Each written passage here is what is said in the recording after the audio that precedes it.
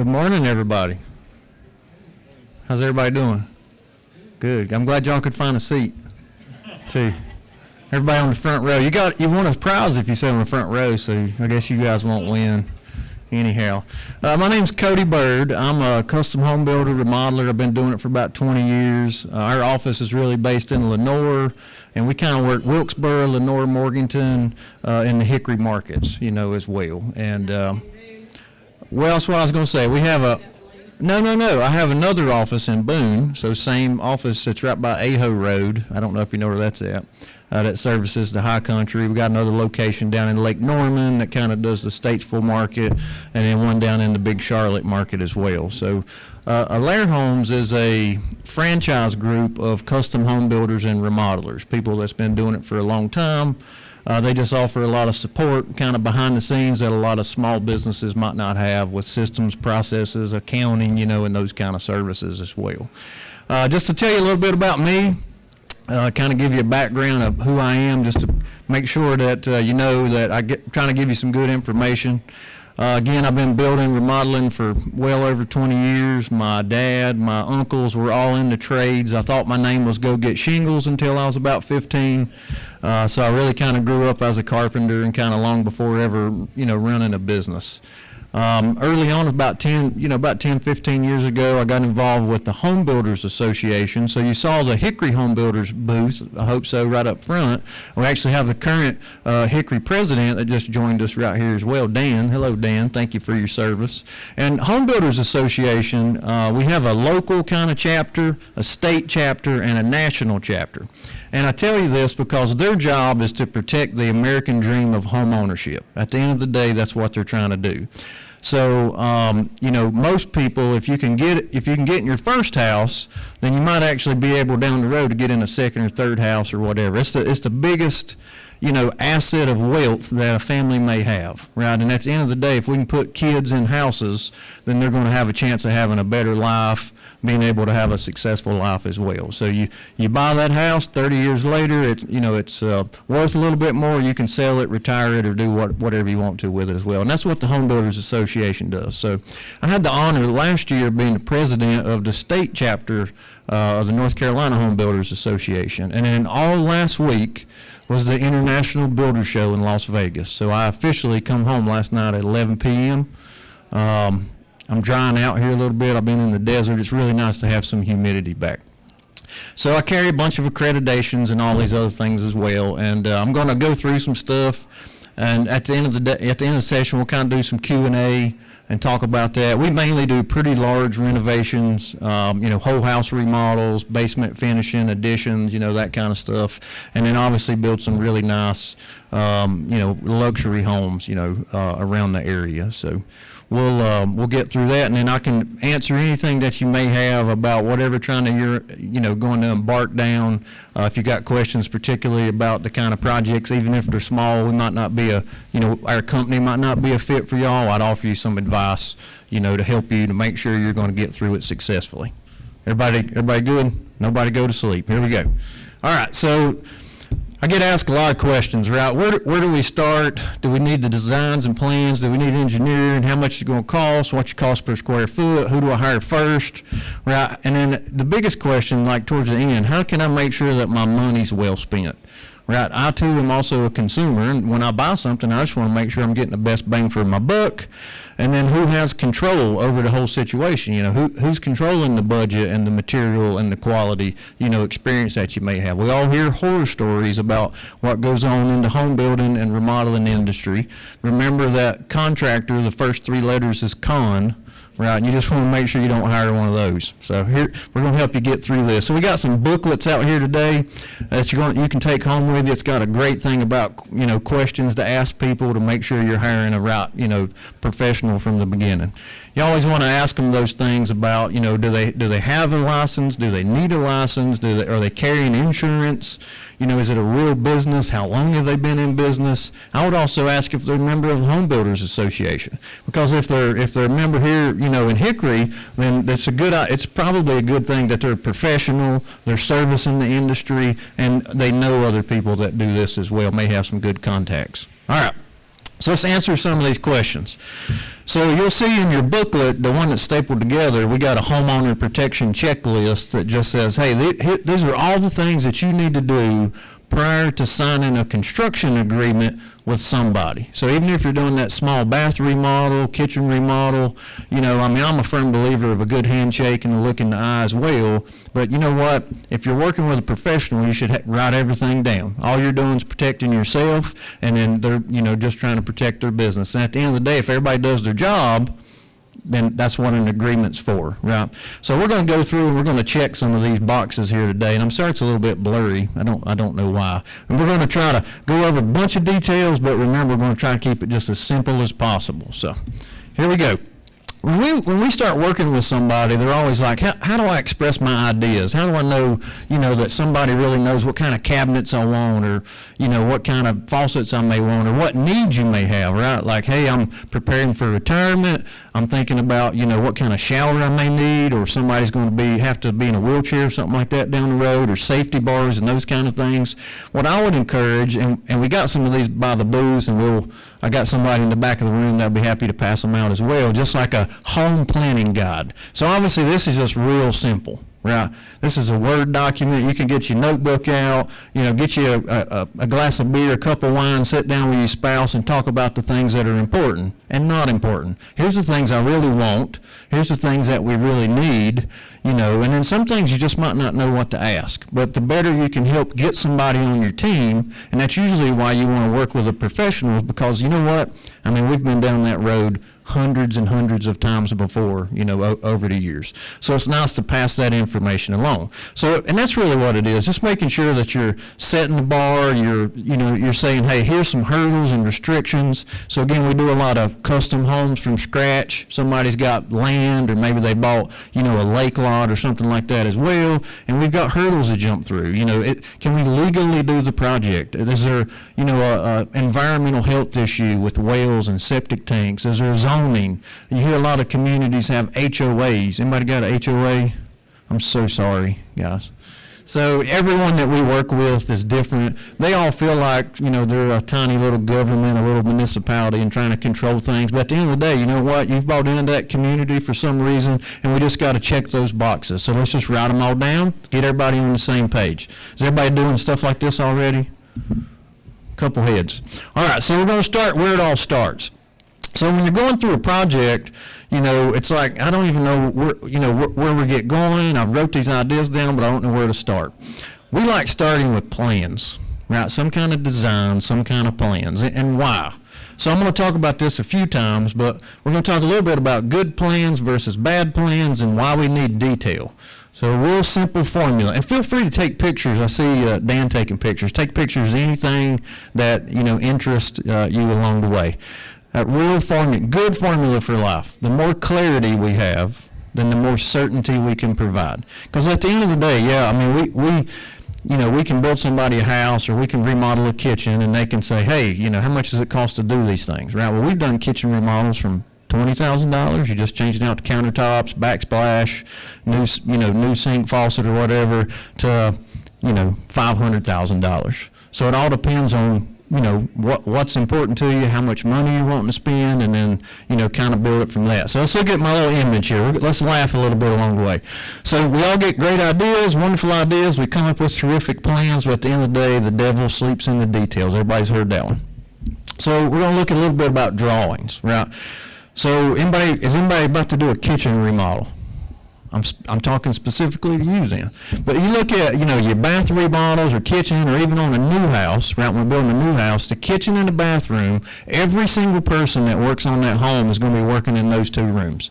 Not everybody's working in the bedroom, right? We don't need plumbing over there in the bedroom, and it's just got, flooring, walls, and a ceiling or whatever. We want to make sure that the bed fits. But we're going to focus here on this kitchen. So everybody can see this kind of floor plan. This is a renovation project. We'll look at a new house in a minute, but you can kind of see the kitchen space, right? You can kind of see, hey, this is probably where the cabinets are going, right? So at the end of the day, this is what we'd like to call like a napkin sketch. This is probably the basic kind of drawings that you could be. So how do we get more details from that? So when I look at, this flat print of a floor plan, now I've got some nomenclature in the cabinets. I saw some cabinet companies out here as well. It's pretty standard in cabinets. I could go to a cabinet company and actually, use these numbers and understand like what kind of cabinets I'm getting and all that as well. Can anybody tell where the KitchenAid mixer is going to go, or where you're going to put your silverware? Is anything going to fit? Does anybody know what these numbers mean? Yeah, I didn't think so. So let's get more. Like, how do we know if things are going to work out in that space? So we start getting into what we like to recommend is start getting into those detailed drawings, especially in today's digital world. Right, everybody's got these smartphones. We got all these computer programs. The reason that you need good elevations and design plan is for that. Now I can tell, my crown molding, or they got crown molding. Some touch the ceiling, some don't touch the ceiling. Here's a microwave and a base cabinet. I've got two different colors going on. You can see the black ones on the bottom. You can kind of see the doorknobs. So, in a rendering world, you would see like which way they open up. Do I want to go to the kitchen sink? Which way is it going to swing? Is it going to hit me in the face? Is the dishwasher, am I right-handed? Is the dishwasher going to be, where I can put those dishes in that as well. So those renderings really kind of help us along the way. Even looking at, and these have been cleaned up quite a bit, but looking at those pendant lights, right? We don't want to hang the pendant light where it's right here in your face, like where you sit down at the bar and you can't see who's on the other side of it as well. So the more information that we can put on paper, then the better our expectations are, when we're doing that project. And then also like beautifying, picking out things. So the back of the room back there is our interior designer, Jody, and she helps people just go through the process and pick out those things and make sure things are going to look good as well. So this is a real simple kind of design inspiration board. You can see this client's got, blacks and grays and a lot of stainless steel, that's going on, things that were important. And you use all that information to start coming up with those three-dimensional renderings. Now, when you're looking at the spaces, it doesn't mean, hey, this is exactly what it's going to look like, but it's going to be really, really close. And when we're doing a project like that, then we're able to actually produce the results, that's really close to what the design is, right? So if we go back here, if we only have this to go by, how successful can your builder or remodeler be making sure that they understand what your vision is? Does that make sense? There's a lot of guesses and assumptions there. And our job on what we're rolling through here today is how do we get rid of guesses? How do we get rid of assumptions? Everybody know what assuming does? I don't have to say that. Great. All right, here we go. So when you're looking at those renderings, we got a couple final pictures here, and you can see that's really close to kind of our expectations. So when the job was done, the client's like, whoa, that's exactly what I'm imagining. That's my dream space, what I want it to look like. So this was actually a reno that we did. Here's the before kitchen. So keep your eyes on the kitchen sink because the plumbing didn't change, right? You can kind of see that picture right over there. We took down a wall. When you're doing that renovation, that bath remodel or whatever, you want to make, your job is to make it look like somebody never worked there to begin with, right? All that takes planning. All right, so again, we do a lot of new houses, same kind of concept. We want a good set of plans that shows us a lot of details, along the way. Here's some other links and architects and things that we may work with. All right, so now we've got plans, right? Somebody understands my ideas, now we got plans, what we do with them. The next thing we talk about is scopes of work. And everybody ever heard of that? Scope of work, depending on what your career may be. So simple definitions, we're keeping it simple today. Detailed instructions for everybody involved. So here we are at the show, we're shaking hands, kissing babies, all those, don't be shaking babies and kissing hands. If you look here at the pictures, you're going to be washing your hands later today from all those handshakes. Everybody remembers the COVID days. Now it's flu season. If I post that picture, I can probably get some clean hands. If I post a picture on the bottom with like, hey, make sure you wash this, you scrub your fingernails, you sing happy birthday, I've got some more words, you might have cleaner hands. You could even post it in, English and Spanish. Imagine giving this to a bunch of kids, right, and letting them wash their hands. That way we can teach them. That's what scopes of work are, right, detailed instructions. So we're going to walk through a project together. So this is an electrical plan, right, just pulled out of some kind of home that we did. So you can see there's a legend over there. There's some floor plans. There's a bunch of little lines going everywhere. It all starts with a clear a clear design and plan. We want to know where we're going with it. And now we're going to start routing these scopes of work. So obviously I don't expect you to read what this says, I probably can't even read it here on my screen. But what a scope of work should do is it should be clear, detailed instructions to help remove assumptions, right? So let's back up, and I'm going to build a house, I'm going to remodel a kitchen, and everybody needs, electrical work, right? There's a thing called everybody's in North Carolina, right? North Carolina Residential Code is what we go by. That's the bare minimal standard that says, a contractor, plumber, whoever, has to get that done. So in those booklets, one of the things is like, always get building permits. If somebody tells you they don't need them, you should probably ask why. If they're doing anything mechanical, plumbing, electrical, or structural, and it's over $30,000, it has to have a building permit. Right. You don't have to have a contractor's license like me. We carry an unlimited license, which means we can do anything. But licensing starts at $30,000. So if somebody's doing a project for $29,999.99, they don't have to have a license. Just good, useful information on that. There's also a website that you can validate people's license and make sure they're actually there. That's the North Carolina Licensing Board. You can just Google it, look them up. So here's that electrical plan. Here's that scope of work. So in that scope of work, it might say things like my master bedroom. I want to make sure that I've got dimmer switches for my lights. I want to put a switch or something beside the bed so I can turn them off. A lot of things we do, like in mud benches when you're coming in, or a drop zone, is I want somewhere to plug my phone up. Anybody got dimmer switches in their house? Well, dimmer switch, I don't know if you've ever went to Lowe's or something and priced one out, but they're about $25. And a regular light switch, a little toggle switch, or like right over there on the wall, it's like 50 cents. So if somebody doesn't know that you wanted dimmer switches, and sometimes they require certain wiring, right, then that cost may change. So let's look at it in a whole house, right, where you can work with a builder, and they say, hey, we're just going to give you a list of allowances. Anybody ever heard of that term? Allowances. So when you're doing renovations and construction, we're going to go over some of those terms today. Allowances. So that means, hey, I'm going to give you $5,000. That's about what the last house, cost the electrician to wire. So let's just use $5,000, right? It's really probably more than that. So if a builder says $5,000, and then you walk through with an electrician, right? You can imagine in here the drywall's tore off, we're ready to run wires in the house, and you say, well, I want a receptacle here, I want a light over here, I'd like to have, this over here, I want this done, and then all of a sudden they do all this work, and it's going to be $15,000. Well, that difference there is like, you was allowed $5,000. You went to $15,000, so now what about this $10,000 difference, right? That's, in my world, that's called a change order. Anybody ever heard of that? Those things can be pretty dangerous as well, right? Somebody gives you an allowance for a certain amount, like the price at the end of the day. We're going to look at some spreadsheets and budgeting in a minute, but the price could be one thing, right? If you want to, build a house for $500,000, I can write you a budget today. It can be full of a bunch of allowances, right? Grading's this much, framing's this much, or whatever, but at the end of the day, it's just a guess. Does that make sense? Everybody with me on that? Give me a couple head shakes. So you got to find out what things are going to cost. You're either going to find out after the work's done, or you can find out before you start the work.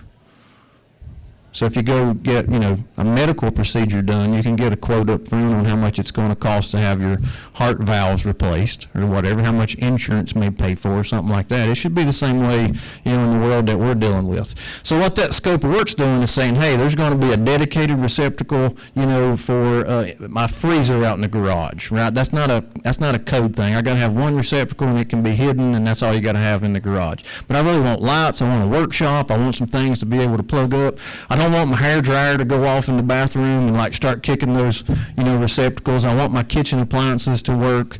The code says one thing, what you may really want may be another. Now we just got to find out, is it in your budget or not? Do we need to make some adjustments? This is how you do that. So you got that plan, you got a clear scope of work, and also just our expectations. We use those scopes of work with our trade partners or our subcontractors. We like to call them trade partners, not necessarily subs, if you've heard that term.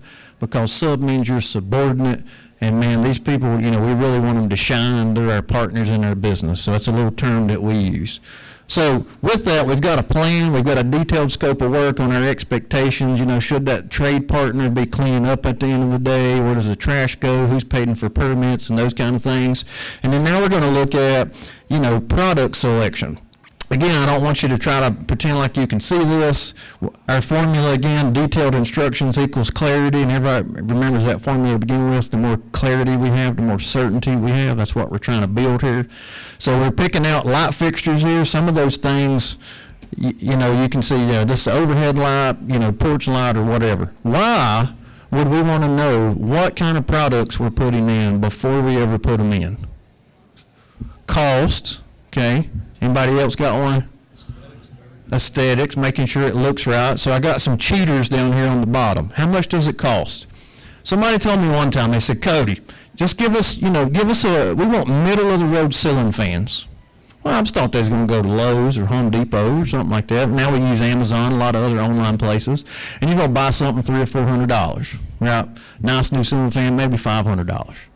Well, they went and picked out Tommy Bahama ceiling fans, and they were $2,500 a piece. Right, so my middle of the road may be different than your middle of the road. Right, so you need to set those expectations. Also, what's the lead time? We all just went through the kind of the pandemic. You couldn't, Amazon really wasn't 2 days anymore.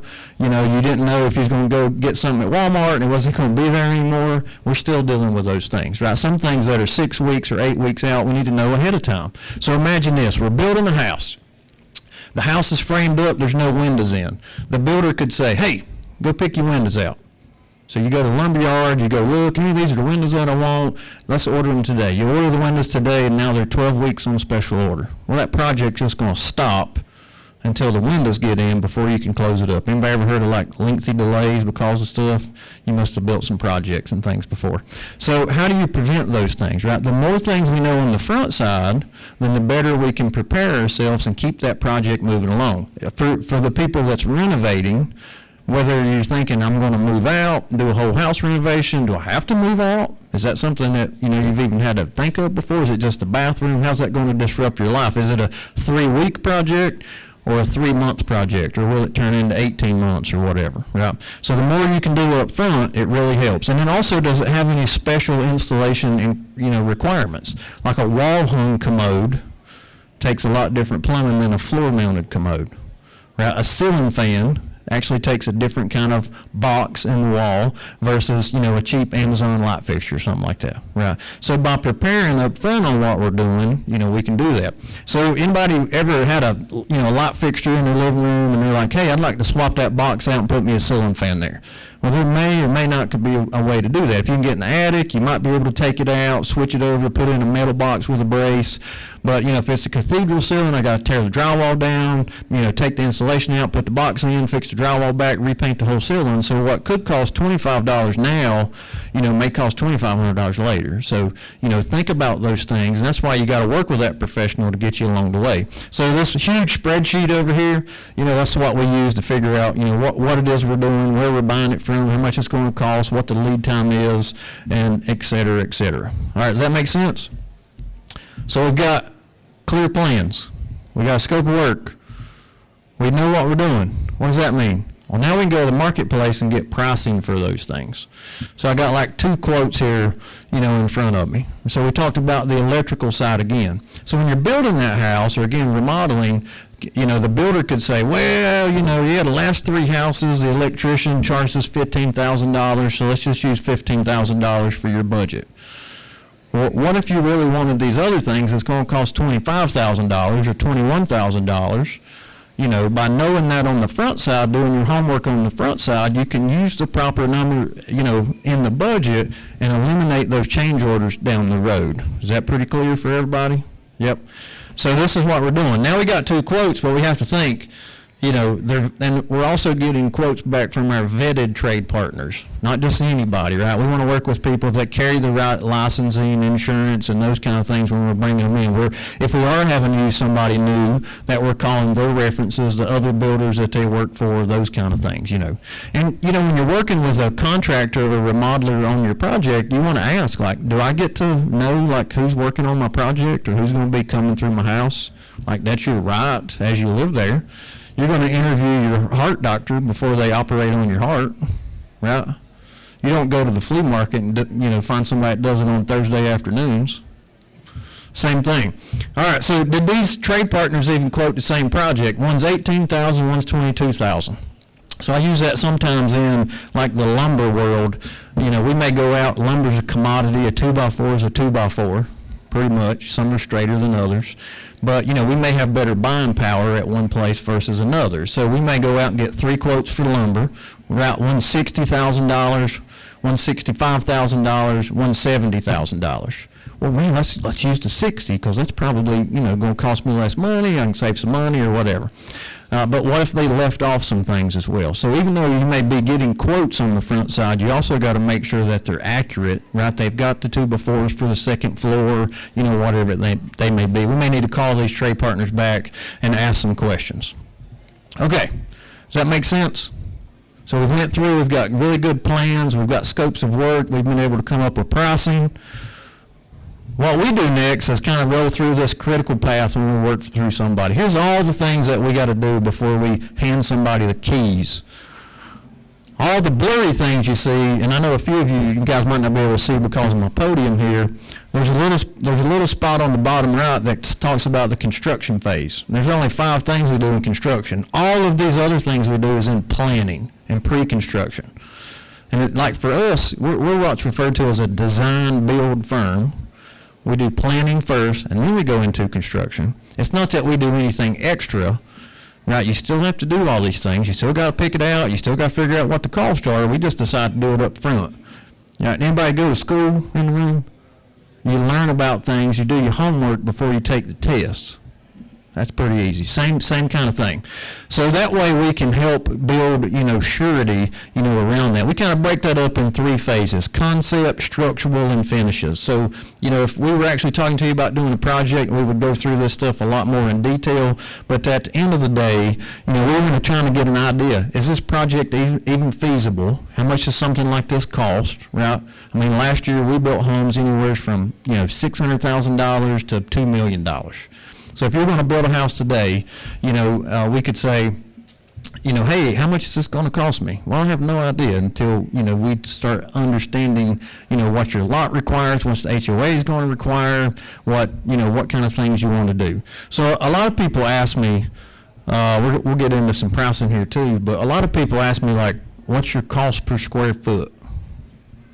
I heard a laugh. Was that you, Dan? Okay. Anybody ever heard of that? Yeah, so he laughed because he's in the industry. He kind of knows that that's kind of silly. But when you don't know, you only know what you know, right? And when I don't know something, I'm going to Google it too, right? So how do people build things? How do you renovate your kitchen? A lot of information. What's your cost per square foot?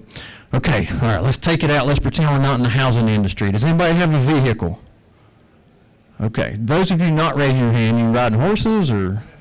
Okay, all right. So on your vehicle, you think about it when you bought cars before, right? Did you go car shopping price per pound? I'm looking something today for about $7 a pound. That's kind of what I'm looking at. So, or horsepower or whatever. So it's kind of silly, but it's the same thing, right?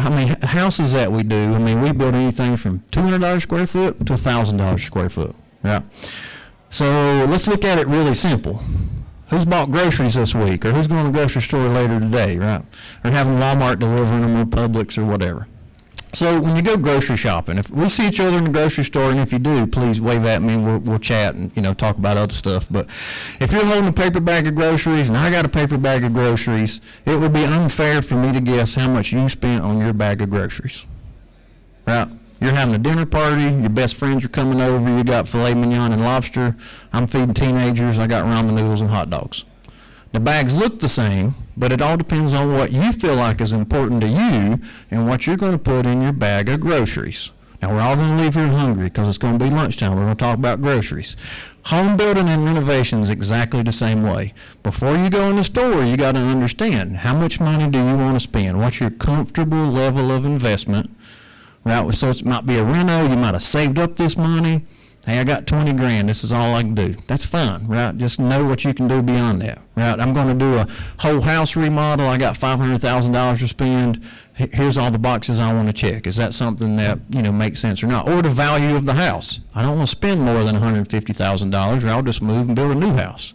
How much does new houses cost, So you set that number up front. That's a number a builder and remodeler cannot decide. That's something that you guys have to work with together in your relationships and decide. Talk to your financial advisor or whatever.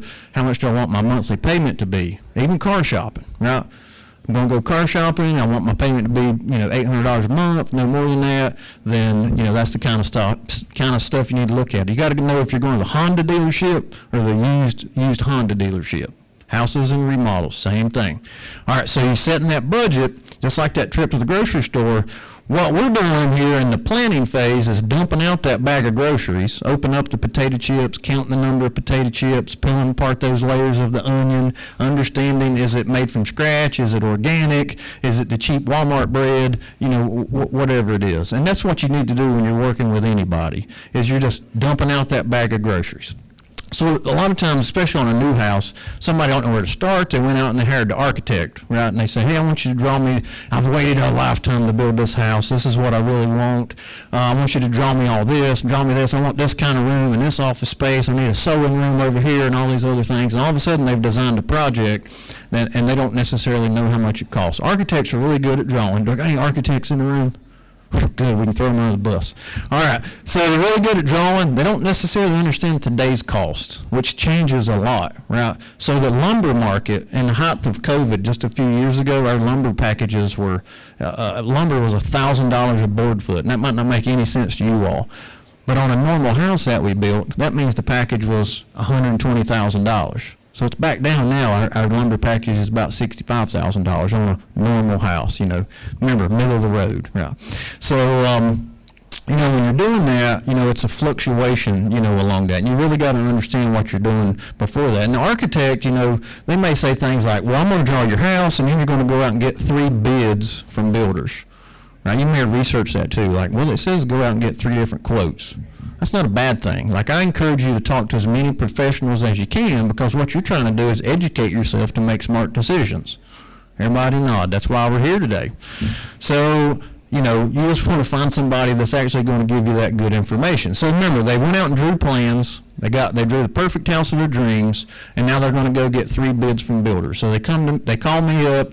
It's like, okay, the first builder, the first builder says, the house is going to cost $800,000. Builder 2 says $900,000. They call me. We talk a little bit more. We get into the details. It's like, this is probably $1 million project, right? Well, what if their budget was $625,000? How do you go from a $800,000 to $1 million house to a $600,000 house? You take the plans and you ball them up really tight and you throw them in the garbage, light them on fire or whatever. The only person that wins is the architect or designer in that scenario. You're designing things that's not really meeting your budget. So by working with a 3-legged stool, right, design on one side, build on another, and the customer on the other stool, if you kick one of those legs out, it's not going to work. Does that make sense? Yep, we're doing our homework on the front side. And that's what we're doing. All right, so let's talk a little bit about budgeting and estimating. We went by 30 minutes. I'm going to go for 15 minutes, and I'll be happy to do Q&A as well if anybody's got any questions. So, we're talking about how to budget, projects. There's a few ways that people work in our industry. They work for fixed pricing, or they may work in a cost-plus scenario, right, which is maybe a little bit more, and that information is in that booklet. I see you writing stuff down too. So, with that, fixed price may be, hey, I'm going to build this house for $675,000. That's the only number you see. That may sound good because, hey, $675,000, I know what the cost is going to be. But you may not necessarily know how much the cabinets cost, how much the flooring is going to cost, how much money are they going to make, right? So even on your remodel, how much money is the countertops going to cost, the backsplash, the plumbing faucets, or whatever it may be. So, we choose to work a little bit more in a transparent environment, and that's your choice as a client, and your choice as a consumer when you're working with people. Are they going to let you see? Are you going to build the budget together? Or is it going to be something that's going to be hidden as well? Just make sure you're asking those things when you're interviewing people on the front side. So when we start, again, we may not know if we can even do the project or not, and a lot of times we just need a good guess. Right? Well, my budget's $150,000 for this kitchen. Right? Is this actually going to be feasible or not? Or we'll use small numbers, $45,000. I got $45,000, which is a lot of money. Can I do something like this? I don't know. We need to go to the grocery store. We need to dump that bag of groceries out. But first we got to decide which grocery store do we go to. Everybody's hungry, right, going to groceries. All right, so this is kind of what that is, right? So we may use historic data to build somebody's budget and just kind of guess, because all we can do first is guess. We're assuming a lot of things. Everybody remembers what that does. Our job at the end is remove assumptions. But you know what? The toilet, you're going to have 4 of them. You can't see it up here, the very first line item, $375. If you walked in Lowe's, which is an easy place to think about that, toilets may be $200. You may want one with a bidet and heated seats that actually has to plug in and all that. We may spend $1,500 or more on the toilet. Appliance packages. Think about appliance packages. You go to Lowe's, Frigidaire, $3,500. You can have some new appliances. Or a couple weeks ago we ordered a stove that was $35,000. So it just depends again what you feel like is comfortable, what you're going to put in your bag of groceries. Like you got to understand that when you're rolling through that grocery store. And so when you're building that budget out, now you've got some assumptions, then you can start, looking at it as together. So this kind of looks like a whole house, I guess, or a new house on this one. So you can see like lumber and supplies. The first guest is $88,000. The low range in column C there is 20% lower. High range is 20% higher. Because when we're guessing, we just kind of want to know, is it going to cost a little less or cost a little more? Now, if we go back and look at all the steps that we just did, when we get our plans, when we get those crystal clear scopes of work and we pick out things, now we can go out and get quotes for those items. So a little bit farther down the pathway, what we would do is replace our guess with a real number. Hey, lumber's probably going to be $88,000, and that was based off a quote for $81,000, $85,000, $90,000, and maybe you might need some contingency. Anybody ever heard of that word? Like maybe you need to keep a little bit of money in a bucket in case something does come up, especially from my renovators in the room. Look, if you're working with a professional, they probably know what's behind the walls. I hope they don't tear down the wrong wall. Need a good engineering department, like Dan here. And, when you're guessing at those things, you're making those assumptions, that's what happens. So sometimes we may have a good number or get the electrical quote, $14,000, $16,000, put a little contingency in just in case something does arise during the build or the construction. So kind of how that process works is you guess, so hey, this is what I can do. Do I need to make changes to my plans or not? And then go through that process and then start replacing the guesses with real numbers, and then eventually you'll have a good, consistent budgeting number. Does that make sense to everybody? Yep. So when you're working with somebody, you just want to make sure that, they may not show you any of this. It's your choice as a consumer if you want to work with somebody that's transparent or you want to work with somebody that shows you a lot of information for one price, right? And there's good and bad, in all of that as well. Again, the booklets kind of answer some of those questions. All right, so what we do, we actually have a project management software, so that's showing you that same spreadsheet, but you can actually go in, and those of you that can see it here, there's a cost to date category, so, we actually use these links. You can click on it, and it actually tells you, how much money's in budget and what the costs are, that may come up as well. So when you click on one of those links, so it's like, hey, this is the excavation and trucking. We can go through, here's all the invoices in that category, and then you can actually click on the invoices and see the checks, the credit card receipts, or whatever it may be as well. Not everybody works like we do. You just want to make sure that you understand that process. If you don't leave here with anything, make sure that that's the biggest thing, right? Marriages work, those of you that are married, I see you sitting together, it might be a girlfriend or boyfriend, I don't know, but it may be both, I don't know. But it only works well with good communication, right?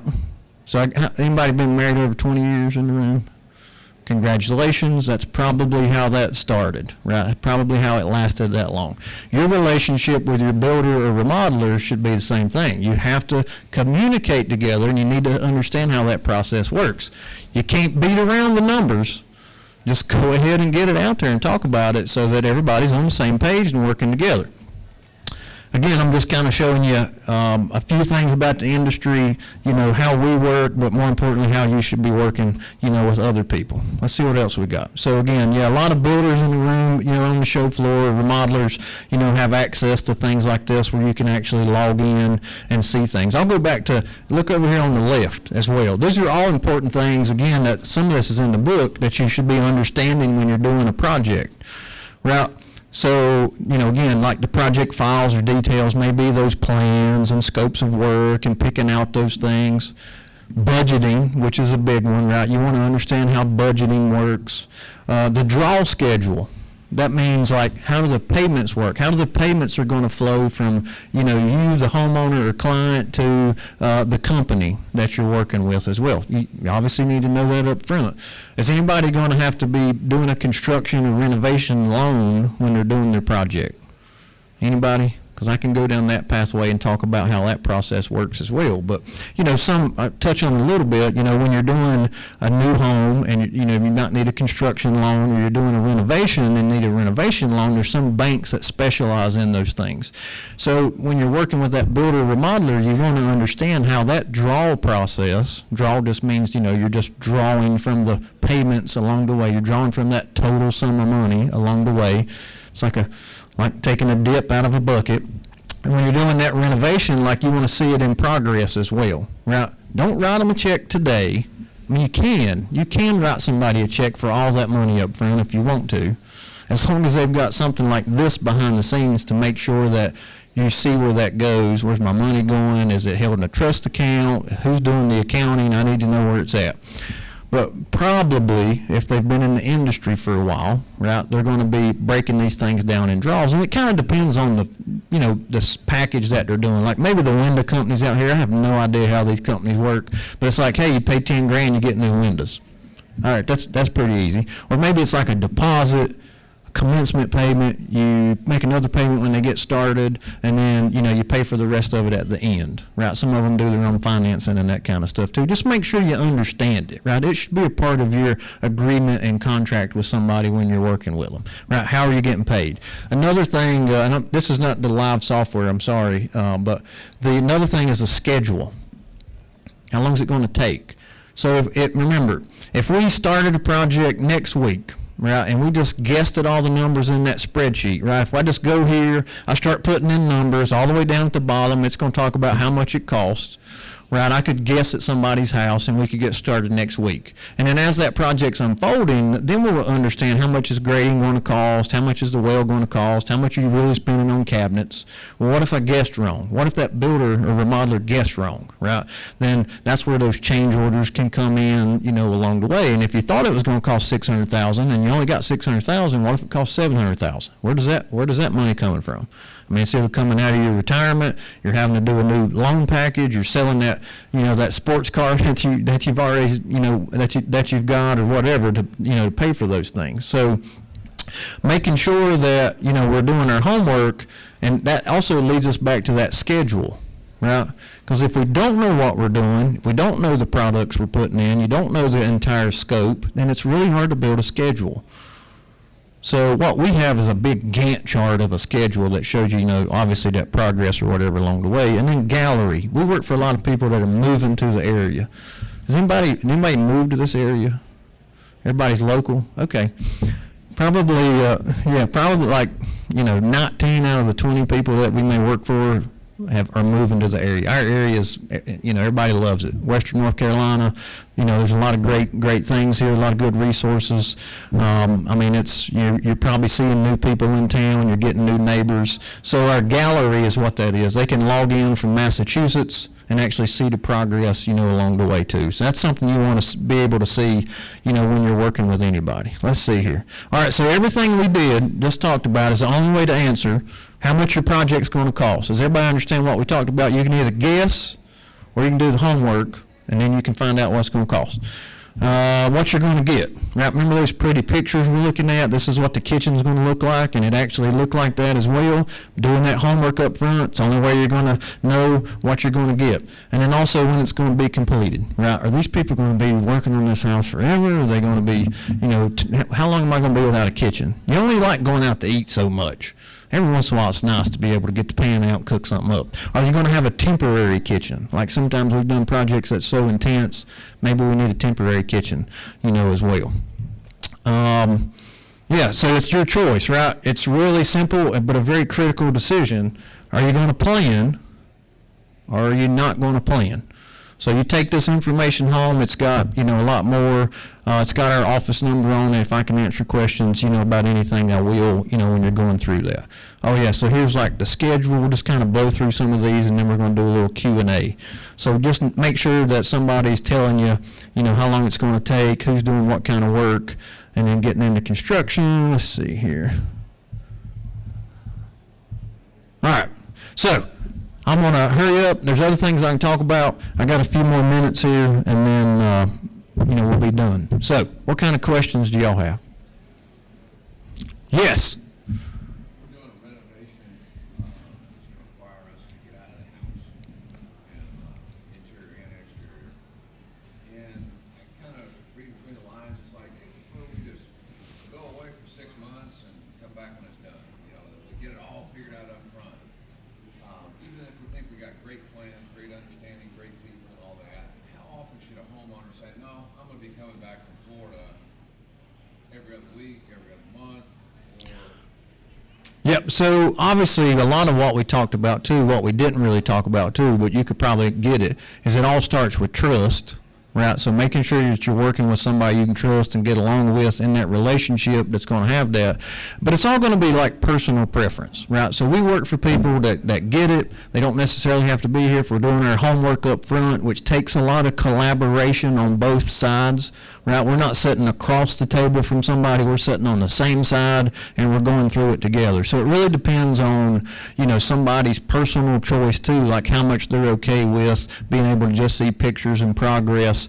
The software is great because it allows for like 24/7 access, when you're working with somebody, but not all businesses have that. So you just need to understand when you're working with somebody how they're going to communicate those weekly reports, how you're going to know what kind of progress you may have as well. And then again, like if we're building a new house, it's not like you're not allowed to come back home and see what's going on either, so you just want to make sure that you're communicating that with the company you're working for, like, I really want to be involved, or, I'm okay with the information that I got, or when do you need me here, right? So you got another house in Florida, or you're just going to go vacation for 3 months, 6 months, or whatever, that's great. You need to set those expectations. So a lot of times, like, we like to walk through the project with the client, like at the rough end stage. The rough end is before we put the drywall up on the walls, or the tongue and groove, or whatever it may be, to make sure that all the the designs are nice, right? The plans are great, the imaging's great, it helps you understand it. At the end of the day, nothing matters until you actually walk through there. Even when you do your homework, things may arise. You're walking through, and maybe it's a great idea. Man, I can't believe we didn't want to put a window in this wall. Like, I'm seeing it here in person, I really need a window there, can we change it? Yeah.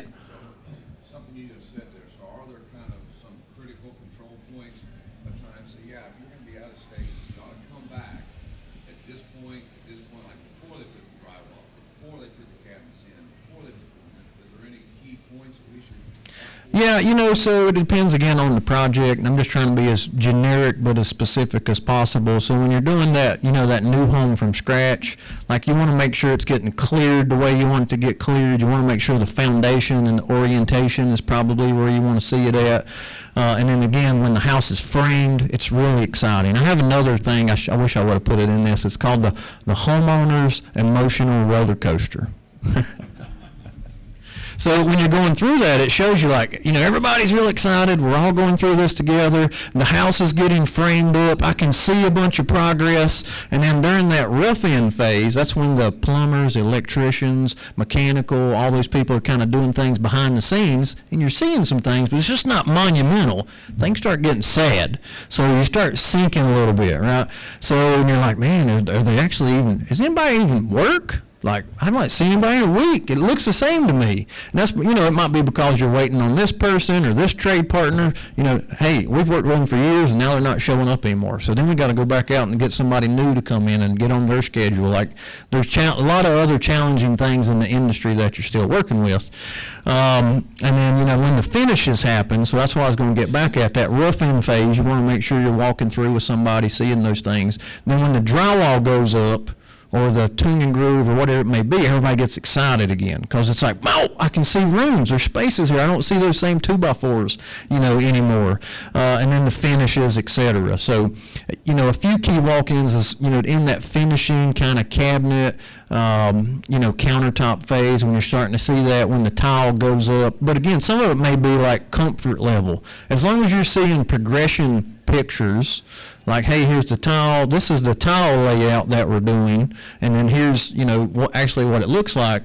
To answer the question, it would be based on the company that you're working with. Because if they didn't give you a tile layout, then you have to be there to actually pick things out and figure out what it's going to look like as well. So if you've already got it on the front side, then you can drink Mai Tais and, stick your feet in the sand and, go out on the boat and not have to worry about it.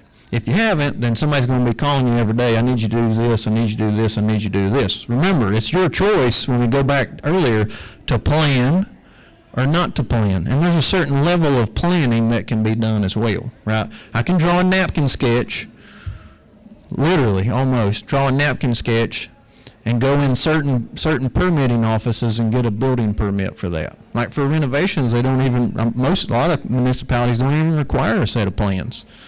Banking, I can take this spreadsheet, now ours probably has like 150 categories, and we could simplify it into like 10 categories and say, hey, it's going to cost $150,000, and the bank would give you a renovation loan on that.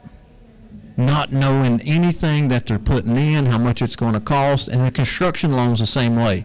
Go get $1.5 million construction loan. Here's a set of plans I bought offline. And then, here's about what it may cost that somebody just guessed at, right? So, again, there's a lot of people that work that way, but you just got to decide, is that a pathway you're willing to go down or not? All right, let me check my time here. All right, a few more minutes. Any other questions? I'm dying to answer your question.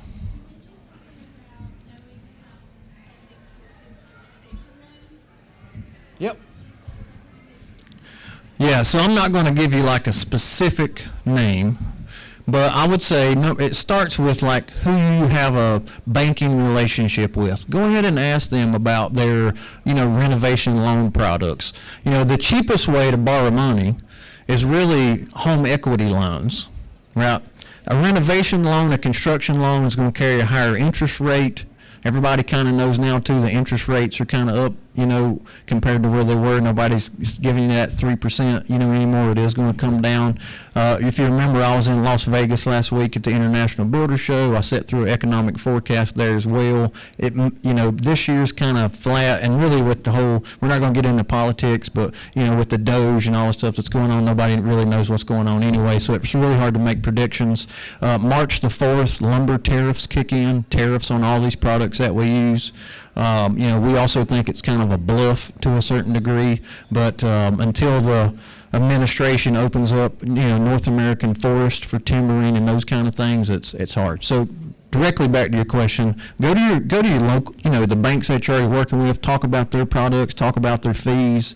If you are going to have to do that, some renovation products actually look at when the project's completed. So I might only have $50,000 in my equity that I could get, but it's going to cost $125,000 to do it. You may be able to do a renovation, product loan that actually looks at the futuristic value. So you're going to get an appraisal after we add on that other bedroom, after we finish that basement, and that kind of stuff. You don't really get a lot more money for kitchen remodels, right? Because when the bank looks at it, it's an appraised value of, You know, they don't care about what's in your bag of groceries, right?